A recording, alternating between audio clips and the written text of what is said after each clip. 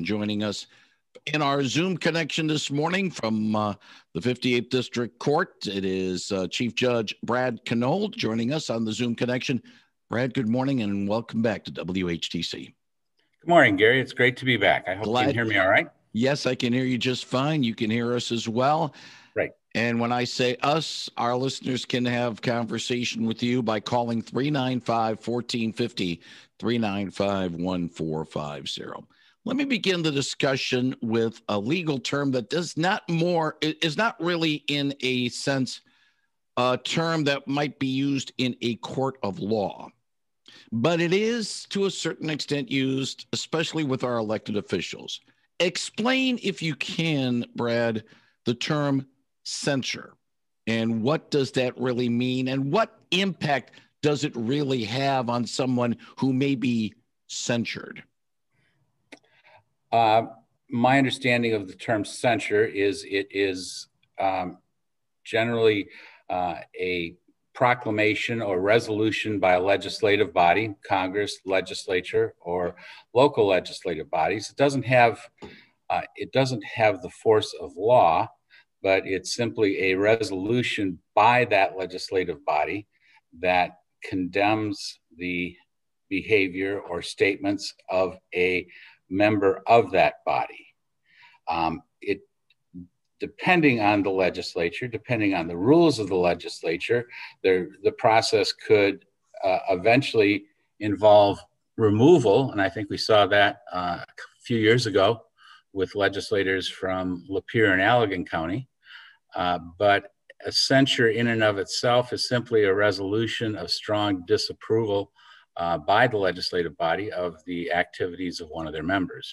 Now, there's a little difference between the term censure in this country and when we hear it in parliamentary government, a vote of no confidence.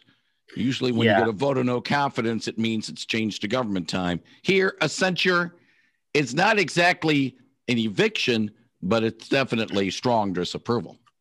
Right. And really, what happens when a person is censured depends on the reaction of the people to that vote of censure.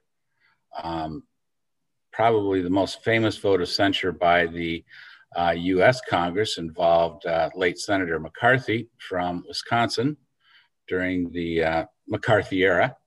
And that vote of censure basically reflected, I think, the public mood that they were fed up with the tactics that the senator had employed. And it essentially ruined his career. He wasn't reelected. At the time, he was a severe alcoholic and died of his alcoholism a few years after that. Yeah, the the story of Tail Gunner Joe. Tail Gunner Joe, yeah. The junior senator from the state of Wisconsin in the 1940s and 50s. If you have a question for District Court Judge Brad Knoll, he'll take it at 395-1450, 395-1450. This might not be in your purveyance, but I have been corrected on this, and I hope you can be able to shed a little light. The ongoing proceedings in the U.S. Senate involving the impeachment of former President Trump. I contended, and may be corrected on this, that if these actions are worth impeachment, wouldn't they be actions worthy of criminal charges being filed? And I was told, no, if you're dealing with the president, it has to go through impeachment. But if the president is not above any law, if a president murders somebody, shouldn't he be hauled before a court of law instead of just being impeached by a legislative panel? Well, the two aren't mutually exclusive. I think for a sitting president, that an impeachment process would need to precede any sort of criminal indictments or criminal activity, because it hasn't been established whether a sitting president could be criminally charged with an offense. But whether this current impeachment proceeding results in I guess they call it a conviction, though it's not a criminal conviction, but if it results in the conviction of former President Trump on the article of impeachment, then there are apparently consequences that the Congress can determine going forward in terms of whether he would be prohibited from running from office again or something like that. But it really has nothing to do with any state or federal prosecution that may be instituted based on things that he may have allegedly done either as a president or before he was president. 395-1450. I'm just, just a case of, if he is guilty of high crimes and misdemeanors, shouldn't he, if it's a crime or a misdemeanor, should go before a criminal court in that regard, more than just, an elected body that has to serve as jurors with the Chief Justice of the Supreme Court presiding over this. Right. So, and it's simply not a criminal proceeding. There is no. At this point, there has been no sworn testimony. The Senate sits as a trier, but it's not the normal due process criminal considerations of proof beyond a reasonable doubt and that sort of thing. So I think high crimes and misdemeanors are a term of art that have never been fully defined or developed because up to this point, there has not been a successful impeachment in the Congress. President Andrew Johnson was acquitted. President Trump and President Clinton have been acquitted. President Nixon resigned before the impeachment proceeding. So that's never been an issue that has been brought forward for decision by appellate courts or the Supreme Court. 395-1450. Let me steer the conversation away to a little bit more general terms. The district court system in Michigan and in Ottawa County basically hears the initial arraignment and a probable cause or a preliminary hearing to decide whether or not in a criminal case should a accused person be bound up for trial in circuit court. Sometimes the district court does have juries. But frankly, Brad, that's pretty much very, very seldom, isn't it? Well, it has been since the COVID pandemic. We've got a box full of cases waiting for jury trial. The distinction here, Gary, is between felony charges and misdemeanor charges. A felony criminal charge in Michigan is defined as any criminal charge where the maximum possible penalty is more than 1 year in the county jail. The district court's jurisdiction is limited to arraignment, setting bond, and this preliminary examination that you referred to, which is a court proceedings. Evidence is produced with somewhat different rules of evidence than in a trial. But as a judge, my role is to assess the evidence, to determine its admissibility, and decide whether that evidence satisfies me that there is at least probable cause to believe that the defendant has committed that offense or other offenses, in which case that felony charge will be, as you say, bound over to the circuit court, which simply means that the file is sent up to Grand Haven or Allegan, depending on where it occurred within this court's jurisdiction. And the misdemeanor cases, however, stay with the court. There's no preliminary examination. In a misdemeanor case, you have arraignment, pretrial, and then it goes to trial, either as a jury trial or as a non-jury trial. The prosecutor and the defendant can agree to waive the right to a jury trial, but each side individually has the absolute right to a trial by jury. The reason why I wanted to bring that up, and you mentioned the fact that because of the current health restrictions, jury trials are not really, being called in the misdemeanor category. But say a resident who has lived their lives quietly, they voted, they're good citizens, all of a sudden they get a summons. You're summoned for jury duty. What does the court do to sort of help a new juror or prospective juror vest themselves in so that they are aware of what they can and cannot do? Yeah, it's a multiple step process. we receive from our court clerks a list of potential jurors, Ottawa County or residents who have been selected randomly for participation in jury trials. And out of the larger list, they're apportioned out between circuit court and our 3 district court locations. We send notice out to the person that they have been summoned for jury duty and are given a questionnaire that they have to fill out to determine whether they can legally serve as jurors. Are they still a resident of the county, for example? They can also have the option of declining jury duty if they're over age 70, I think it is, for example. But otherwise, they will be summoned. That is, they must appear in court on the day set. And depending on the procedure that the court uses, a jury selection process entails. In most courts, jury trial follows immediately after jury selection. In the past, the district courts have found it more convenient to do jury selection and jury trials on a different day. I think when we get started again, we'll probably combine those for efficiency purposes.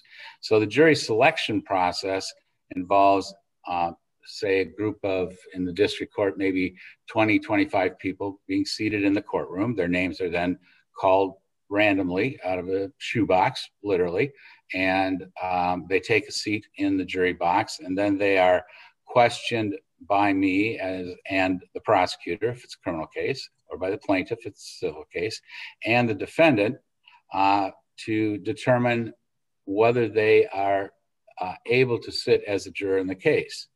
The juror may have reasons for not being able to sit as a juror. You know, if they've planned a vacation that they prepaid or something like that and said, you know, I'm leaving the day before the trial, you know, we'll let them go. We're not going to make them cancel their vacation. And some people will be excluded by either side, asking me as a judge to dismiss them for cause, meaning something in their response has alerted us to the fact that they can't be a fair and impartial juror. You know, if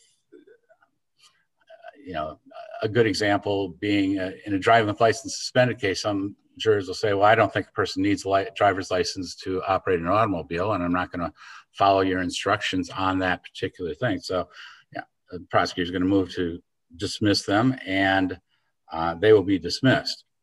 Each side also has what are called peremptory challenges. In the district court, it's 3 each, where they can dismiss a juror without stating a reason for the dismissal. They may have said something that strikes one of the lawyers the wrong way, or there may have been something in their questionnaire itself that would cause one or the other side to want to exclude them.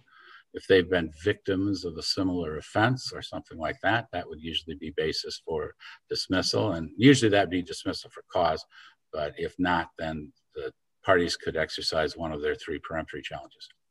395-1450. Let's get to a call. Good morning. You're on the line with Holland District Court Judge Brad Knoll.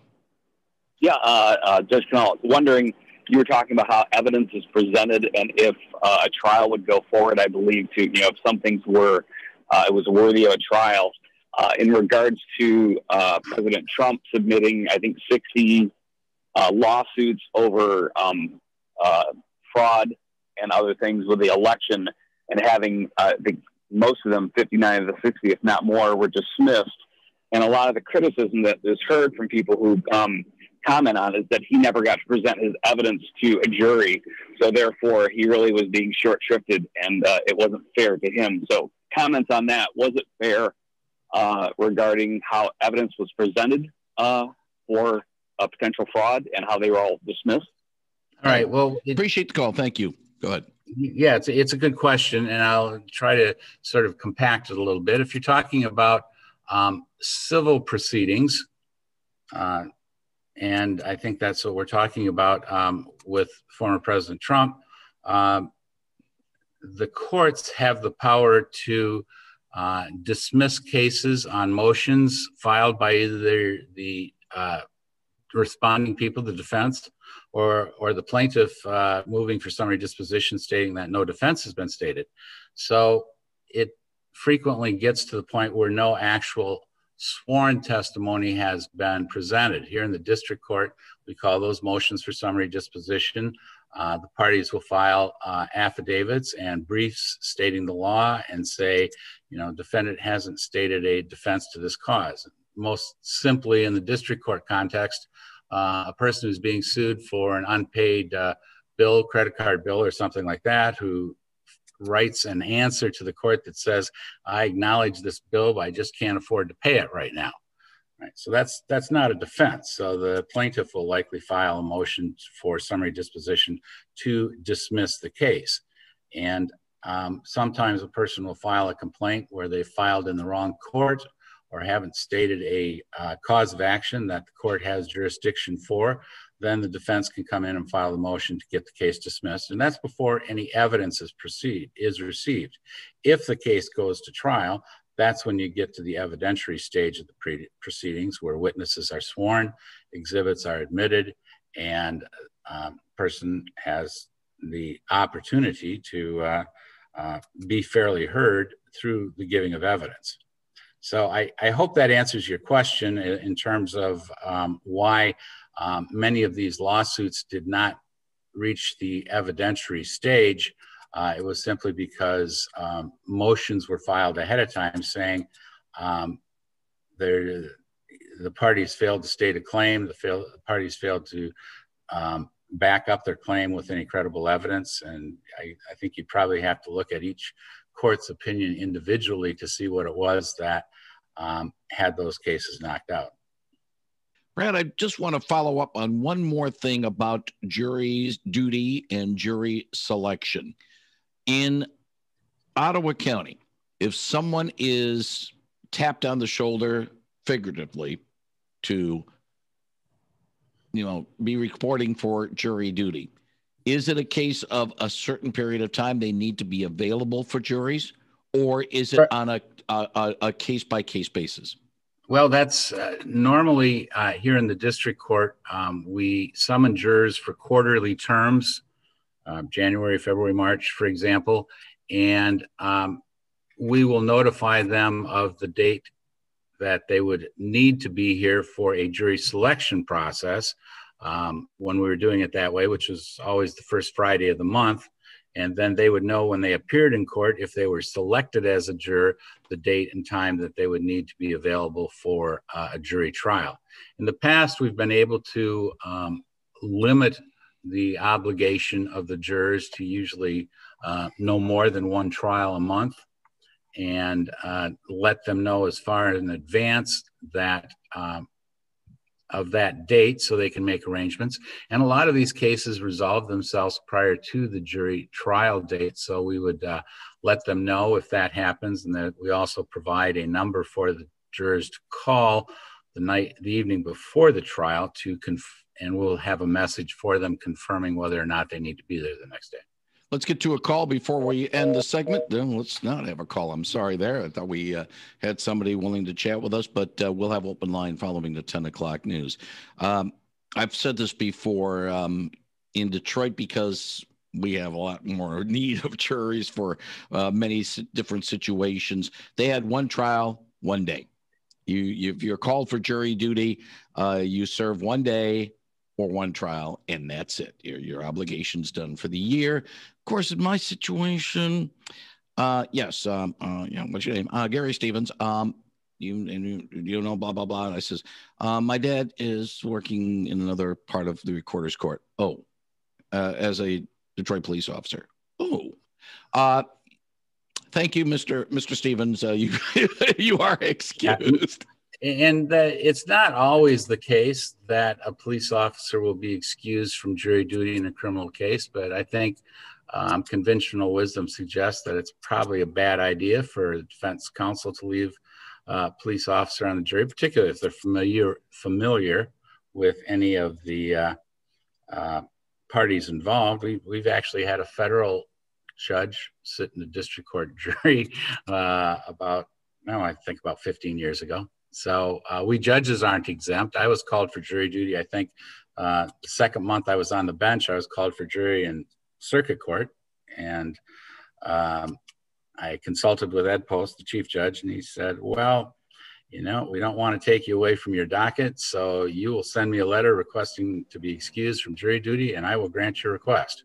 So with that's that, what I did. With that, Judge Brad Knoll, thank you very much for spending some time with us on a busy docket day for you at District Court. We look forward to chatting with you again later on in the year. Brad Knoll, thank you again. It's always a pleasure, Gary. Thank you very much, Judge Brad Knoll on 99.7 and 1450 WHTC.